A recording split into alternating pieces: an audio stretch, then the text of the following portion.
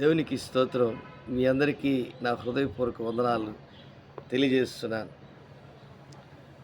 మన ప్రభువును రక్షకుడైన యేసుక్రీస్తు ప్రభుల వారు మరొక ఉదయకాలం ముందు మనల్ని ఈ రీతిగా ప్రేమించి ఆయన యొక్క గొప్ప స్థితిని మనకు కలగజేసి మరొకసారి దేవుని వాక్యాన్ని మనం ధ్యానించుటకు పంచుకొనుటకు దేవుడు చూపిన కృపను బట్టి దేవునికి స్తోత్రం. హల్లెలూయా. దేవుని బిడ్డలారా, 146వ కీర్తన దావీదు 1వ వచనంలో ఒక అద్భుతమైనటువంటి మాట మనతో మాట్లాడతాడు. యెహోవాను స్తుతించుడి, నా ప్రాణమా యెహోవాను స్తుతింపుము, నా జీవిత కాలమంతయు నేను యెహోవాను స్తుతించెదను, నేను బ్రతుకు కాలమంతయు నా దేవుణ్ణి కీర్తించెదను. ఈరోజు ఎప్పుడైతే మనము స్తుతి ఆరాధన దేవునికి చెల్లిస్తామో, ఎప్పుడైతే దేవుణ్ణి స్తుతించడం నేర్చుకుంటామో, నీ జీవితంలో ఒక అద్భుతమైనటువంటి జవాబు మనం పొందుకుంటాం. ఎందుకంటే ఇది పరలోక సంబంధమైన స్తుతి ఆరాధన అనేది పరలోక సంబంధమైనది. కోటాను కోట్ల దేవదూతలు దేవుణ్ణి ఆరాధించుచున్నటువంటి స్థలములో నివసించే దేవుడు కోరుకునే ఆ స్తుతి ఈరోజు మన జీవితంలో కూడా దేవుడు కోరుకుంటున్నాడని గుర్తు చేసుకోవాలి. అదే దావీదు జీవితంలో యెహోవాను స్తుతించుడి అంటున్నాడు. నా ప్రాణమా యెహోవాను స్తుతింపుము, నా జీవిత కాలమంతయు నేను యెహోవాను స్తుతించెదను, నేను బ్రతుకు కాలమంతయు నా దేవుని కీర్తించెదను. ఒకటి బ్రతుకు కాలము, నా జీవిత కాలమంతయు నేను యెహోవాను స్తుతించెదను, నా ప్రాణమా యెహోవాను స్తుతింపుము. కాబట్టి మనము కూర్చొని పాడవచ్చు, దేవుని స్తుతించవచ్చు, నిలబడి మనము దేవుని స్తుతించి ఆరాధించవచ్చు. మనం ఎక్కడికైనా ప్రయాణము చేయుచున్నప్పుడు కూడా బైక్లోనో కారులోనో లేకపోతే ఎక్కడ ఏ విధంగా నువ్వు ప్రయాణం చేస్తున్నా నువ్వు స్తుతి ఆరాధన చేయొచ్చు. అంత మాత్రమే కాదు, నీ గదిలో నువ్వు వెళ్ళి తలుపు వేసుకొని స్తుతి ఆరాధన చేయొచ్చు, నీ మందిరములో స్తుతి ఆరాధన చేయొచ్చు. కాబట్టి ఈ స్తుతి ఆరాధనకి దేవుడిచ్చే ఆ ఉన్నతమైన స్థితి ఏంటంటే నీకు జవాబు. ఆయన్ని స్తుతించేవారికి, ఆయన్ని గణపరిచేవారికి, ఆయన్ని మహింపరిచేవారికి, ఆయన్ని వారికి ఆయన్ని స్తుతించే వారికి, స్తుతుల మూలముగా ఒక దుర్గాన్ని వారికి ఎంతో సన్నిహితుడిగా దేవుడు మారిపోతాడు. నియర్నెస్ టు లార్డ్, దేవునికి సన్నిహితముగా మనం మారిపోతాం. అందుకే ఒక దావీదుకు ఒక బిరుదు ఉండేది. అబ్రహాముకు ఒక మాట, అబ్రహామును నా స్నేహితుడు అంటాడు, మోషే నా ఇల్లు ఎంతట్లో నమ్మకమైన వాడు. అలాగే దావీదుకి ఏమంటాడు, నా హృదయానుసారుడు. దావీదు నా హృదయానుసారుడు. కాబట్టి ఇలాంటి మాట చాలా బైబిల్లో మనకు ఎక్కువగా కనబడదు. దేవుని హృదయాన్ని అర్థం చేసుకునేటువంటి వాడు అంటే ఏంటి? ఆ హృదయము దేవుడు మహిమపరచబడాలి నీ జీవితంలో.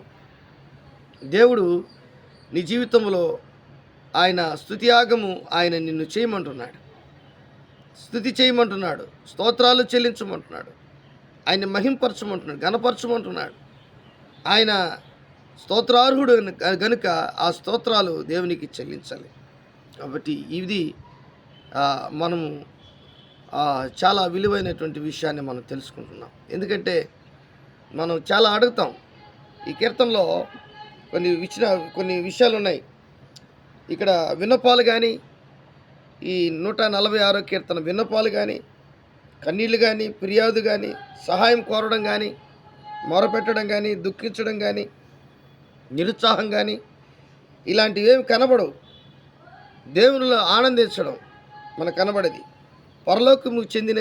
పరలోకానికి చెందినటువంటి రుచులు ఒక అర్థవంతమైనటువంటి, అంటే మనం అర్థం చేసుకునే అండర్స్టాండింగ్ స్పిరిట్తో దేవుణ్ణి ఆరాధించే వారంగా మనం ఉండాలని కోరుకునేటువంటి దేవుడు ఈ కీర్తనలో ప్రతి ఒక్కరిని స్తుతించి ఆరాధించమని చెప్తున్నాడు దేవుడు. కాబట్టి ఆ దేవుడిచ్చినటువంటి ఆ మంచి హృదయాన్ని, ఆ హృదయంతో దేవుణ్ణి మనం ఆరాధించే వారంగా ఉండాలి. 100వ కీర్తనలో కూడా ఒక మాట ఉంది, సమస్త దేశములారా అన్నాడు. ఏమన్నాడు? సమస్త దేశములారా యెహోవాకు ఉత్సాహధ్వని చేయుడి, సంతోషముతో యెహోవాను సేవించుడి, ఉత్సాహగానము చేయొచ్చు ఆయన సన్నిధికి రండి. కాబట్టి మనం ఉత్సాహగానముతో మనము నిండినటువంటి వారముగా దేవుని ఆరాధించాలి, దేవుని స్తుతించాలి, దేవుని మహింపరచాలి. అప్పుడే నీలో ఉన్నటువంటి బలహీనత అంతా కూడా వెళ్ళిపోతుంది. నువ్వు ఒక పాట పాడినప్పుడు నీలో ఉన్నటువంటి బలహీనతలన్నీ కూడా, దుఃఖం వెళ్ళిపోతుంది, కష్టం వెళ్ళిపోతుంది, బాధ వెళ్ళిపోతుంది, నీకు ఎక్కడ లేనటువంటి ఎనర్జీ వస్తుంది, శక్తి వస్తుంది. ఆ పాట వలన నీ యొక్క హృదయం అంతా కూడా కొంచెం ఒక సంతోషకరంగా మారిపోతుంది. చూడండి, చాలామంది ఎవరైనా పాట పాడినప్పుడు, చర్చిలో మంచి పాట పాడినప్పుడు మన కన్నీళ్ళు వస్తాయి.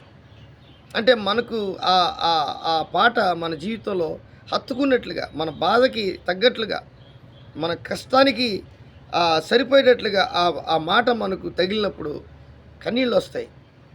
ఆనంద బిందువులు అంటారు అట్లే. దుఃఖం వస్తుంది, అరే నా గురించే ఈ పాట ఎవరో రాశారు, చాలా సంతోషంగా ఉంది. కాబట్టి నిజముగా నువ్వు దేవుని ఆరాధించే ఆరాధికుడిగా ఉండాలని ఎప్పుడైతే నువ్వు కోరుకుంటావో, అప్పుడే నీ జీవితంలో అద్భుతాలు, ఆశ్చర్యకార్యాలు దేవుడు చేయడం ప్రారంభిస్తాడు. దావీదు పాడితే సౌలు రాజు ఆ దయ్యము వెళ్ళిపోయింది. చమత్కారంగా ఆయన వాయిద్యం వాయించినప్పుడు వెంటనే ఆ సౌలు రాజులో ఉన్నటువంటి దయ్యం వెళ్ళిపోవడానికి, దురాత్మ వెళ్ళిపోవడానికి కారణం అంటే దావీదు జీవితంలో దేవుడు ఎంతగా ప్రేమించాడు. మనం ప్రార్థన చేస్తే ఒక్కొక్కసారి దయ్యాలు వెళ్తాయి, కానీ పాట పాడితే కూడా వెళ్తాయా? వెళ్తాయి. దేవుని శక్తి ఆ పాటలో కూడా ఉంటుంది, ఆరాధనలో కూడా ఉంటుంది. కాబట్టి ఇది చాలా ముఖ్యమైనటువంటి విషయం. అందుకే యెహోవాను స్తుతించుడి, నా ప్రాణమా యెహోవాను స్తుతింపుము. 2 ప్రాణం. 3వది నా జీవిత కాలమంతా నేను యెహోవాను స్తుతించేదను. నేను బ్రతుకు కాలమంతయు నా దేవుని స్తుతించేదను. కాబట్టి ఈరోజు నీ జీవితంలో, మనందరి జీవితంలో, ఆత్మీయ జీవితంలో ఈ విధమైనటువంటి కార్యము జరగాలని దేవుడు కోరుకుంటున్నాడు. ఏంటి ఆ కార్యం? దేవుని ఆరాధించే మనుష్యుడిగా, దేవుని స్తుతించే స్త్రీగా, పురుషుడిగా, దేవునికి ఆరాధనకి యోగ్యమైనటువంటి హృదయముగా నీ జీవితాన్ని మార్చుకోవడం చాలా ముఖ్యం. దేవుడి వాక్యాన్ని దీవించి ఆస్వాదించునుగాక. ఆమెన్. ప్రేమ నమ్మకం కలిగినటువంటి నా యేసయ్య, కూడి వచ్చిన బిడ్డలందరినీ మీరు దీవించి ఆస్వాదించి, ఈ వీడియో చూస్తున్నటువంటి వారికి అత్యధికమైన ఆశీర్వాదాలు మీరు దయచేయమని యేసు నామములో అడిగి వేడుకుంటున్నాను తండ్రి. ఆమెన్.